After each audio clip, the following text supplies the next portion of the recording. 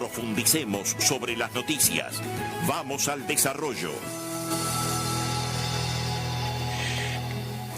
La calle Pou participa en apertura oficial de la Zafra de Miel 2023 en Río Negro. Hoy, desde las 16:30 horas en la cooperativa agraria de Yung, Calay, con la presencia del presidente de la República, se realizará la apertura oficial de la Zafra de Miel 2023 en nuestro departamento. Participarán autoridades nacionales y departamentales. Ya con el intendente de la FLUR reintegrado, ya está en funciones, así que va a estar allí en Yung. Comenzaron las obras del CAIF Mato Grosso. En un proyecto contemplado a través del sistema público-privado dieron inicio a las obras de CAIF Mato Grosso, impulsado por autoridades de INAU, para atender la necesidad de un nuevo centro poblado de muchos para atender la necesidad de muchos grupos cooperativos que siguen creciendo anualmente en la zona. El director departamental de INAU, Pablo Ferreira, confirmó las obras que tendrán una duración de 8 meses y se estima que puedan estar terminando para mayo del año que viene. El nuevo centro de atención a la primera infancia tendrá capacidad para 108 niños y se espera que pueda ser complementario a la escuela Fructuoso Rivera y al servicio de policlínica que se brinda en esa populosa barriada. De esta manera se cumple con lo proyectado desde del quinquenio con la construcción del CAIF Mato Grosso.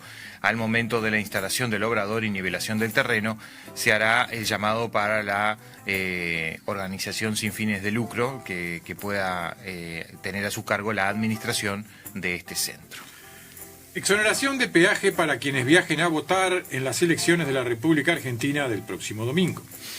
Con motivo de la instancia electoral a celebrarse en la República Argentina el venidero domingo 22 de octubre y de manera de mantener el criterio utilizado en instancias similares, CARU dispuso de los mecanismos necesarios en los puentes internacionales General Artigas y General San Martín, Libertador General San Martín, para eximir del pago de peaje a aquellos ciudadanos argentinos que acrediten que el pasaje por las vías de cobro está relacionado con el acto eleccionario, que se dirige a votar o vuelve de votar.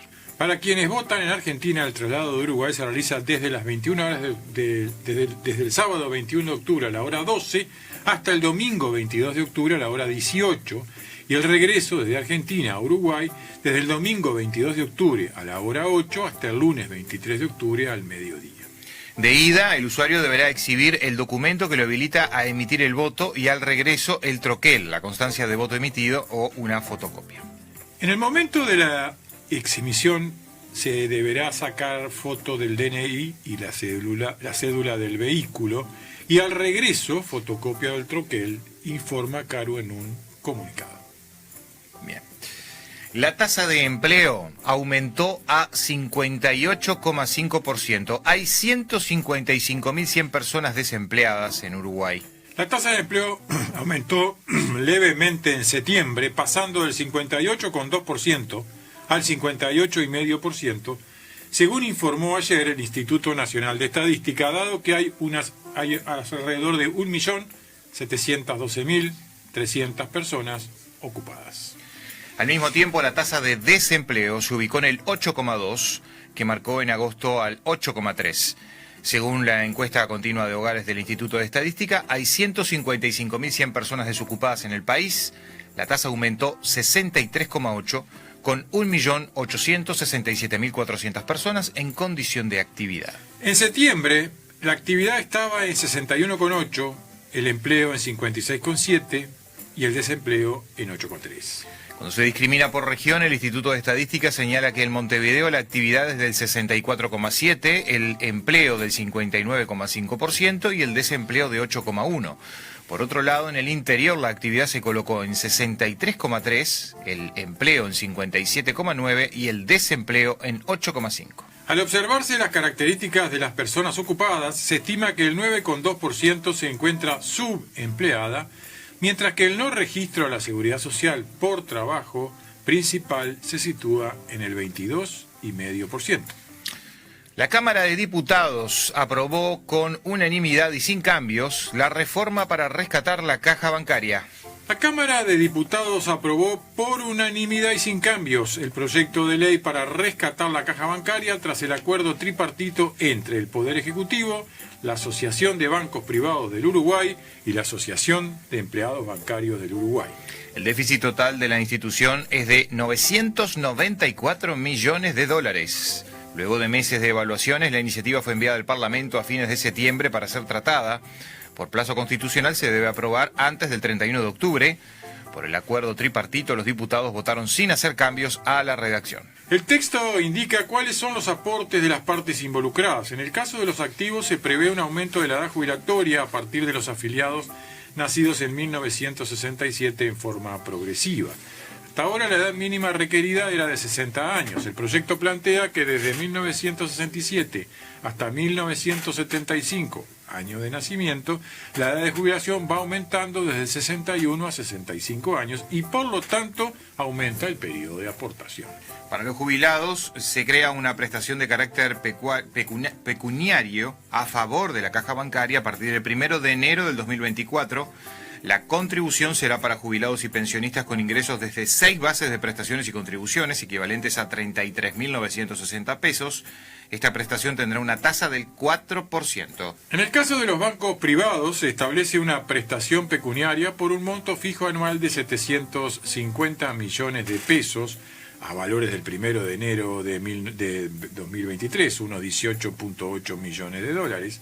Esa cifra se ajustará por el índice medio de salarios al 1 de enero de cada año, de acuerdo a su variación en el año previo, por un plazo de 8 años y a partir del próximo 1 de enero de 2024. El articulado prevé emisiones de títulos de deuda y préstamos multilaterales. La caja bancaria podrá tomar endeudamiento en hasta el total equivalente a 2.625 millones de unidades indexadas, aproximadamente 400 millones de dólares, a través de emisiones de títulos de deuda pública o préstamos de organismos internacionales. El objetivo será cubrir la brecha financiera derivada de las prestaciones legales que la ley impone hasta el 2040. También se faculta al Poder Ejecutivo a otorgar una garantía soberana a la caja bancaria por hasta 400 millones de dólares como respaldo. Javier García, a favor de un plebiscito por allanamientos nocturnos, plantea discutirlo en la Asamblea General. El ministro de Defensa, Javier García, se pronunció a favor de impulsar un plebiscito que habilite los allanamientos nocturnos, que consideró un instrumento que Uruguay necesita tener en su lucha contra el narcotráfico. Por eso, su sector político dentro del Partido Nacional, Espacio País, se encomendó al senador Botana a iniciar los contactos parlamentarios con otros legisladores del Partido Nacional y la coalición de gobierno, con el objetivo de lograr un texto común y someterlo a votación de la Asamblea General, donde se precisan 2/5 de los votos para ir a un plebiscito sobre una enmienda constitucional. En primera instancia hablará con el senador Carlos Camí, quien propuso el proyecto de ley para habilitarlos. Todos sabemos que las bocas de pasta base y los lugares de tráfico de droga donde se vende droga no son hogares. La Constitución dice que durante la noche el hogar es un sagrado inviolable, pero ahí hay una cuna de delito, hay comercio y muchas veces se usa a niños como escudo, planteó el ministro. Para ello plantearán la idea en la Asamblea General. De conseguir los votos podrán presentar la reforma ante la Corte Electoral y esta será sometida a plebiscito en la próxima elección nacional del último domingo de octubre del año que viene. Consultado sobre la reforma impulsada por Jorge Larrañaga, que fue sometida a votación y no prosperó, García planteó que la diferencia está en que las propuestas de Larrañaga eran varias. El plebiscito que impulsó Jorge tenía 5 o 6 puntos en el medio, uno que no podía elegir, usted votaba un paquete y no votaba un paquete, sostuvo, y explicó que por eso, esta vez la propuesta es que los ciudadanos puedan pronunciarse a favor o no con un único instrumento, los allanamientos nocturnos. AFE presenta mañana denuncia de Fiscalía contra gestión del Frente Amplio y la coalición discute la posibilidad de una investigadora en diputados.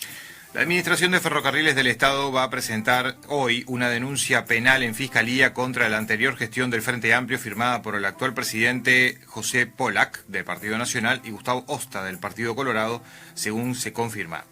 El escrito, cuya redacción ultima el abogado Jorge Barrera, apunta contra hechos de apariencia delictiva con visos de corrupción, que a entender de los jerarcas surge de la evaluación de la Auditoría Interna de la Nación, que había hallado que AFE no tiene información confiable respecto a los inmuebles que posee y es ineficiente en la gestión de tareas específicas. A eso se suma el caso de la rescisión a una empresa contratada de forma directa por el expresidente Wilfredo Rodríguez para desmalezar terrenos de AFE en el barrio Peñarol, bajo la premisa de que se desoyó un informe jurídico que sugería reclamar los daños y perjuicios padecidos por incumplimientos de dicha compañía. Diputado Blanco denunció ante Interpol que Fernando Pereira insinuó que es espiado. El presidente del Frente Amplio, Fernando Pereira, insinuó que su teléfono podría estar intervenido, lo que generó la reacción de un diputado del Partido Nacional que denunció el hecho para que se investigue judicialmente y de un jerarca del Ministerio del Interior que comentó que si no cometió ningún ilícito debería estar tranquilo. Seguimiento ilegal, sin autorización judicial, de al menos 2 policías a víctimas del ex senador Gustavo Penades generó el repudio de dirigentes de la oposición y del propio oficialismo, pero mientras que los primeros plantearon que en el Parlamento, que por acción o omisión la responsabilidad política de estas conductas es del ministro del Interior, Luis Alberto Heber, en el Partido Nacional consideran que no se puede confundir a la policía con 2 funcionarios infieles. Pereira insinuó que él podría ser víctima de escuchas ilegales. Unas horas después de estas palabras, el diputado blanco Diego Echeverría presentó una denuncia ante Interpol para que se investiguen los hechos con eventual apariencia delictiva comentados por el presidente del Frente Amplio.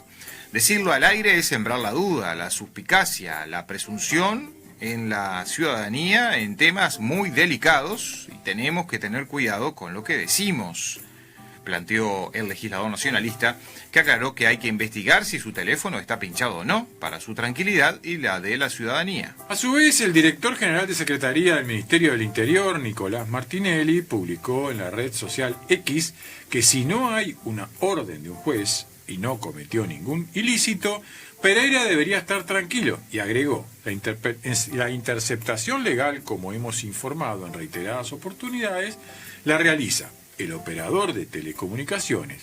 Por esto, la calidad del servicio no se ve afectada en absoluto. El subsecretario del Ministerio del Interior, Guillermo Maciel, aseguró el martes en el Parlamento que el guardián, que es inexpugnable, continúa siendo de esa forma e informó que se audita diariamente, lo que permitió detectar la intromisión en el sistema de escuchas de 2 funcionarios infieles. Funciona bien, sintetizó. La senadora Bianchi